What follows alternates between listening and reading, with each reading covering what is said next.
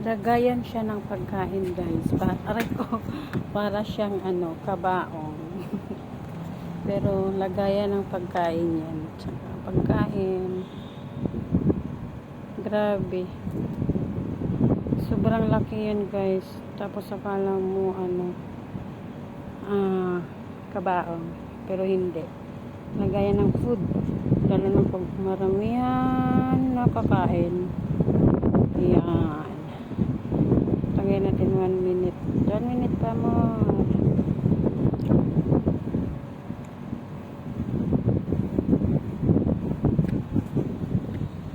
Tingnan nyo, guys. Akala mo kabaong. Pero pagkain ng laman yan.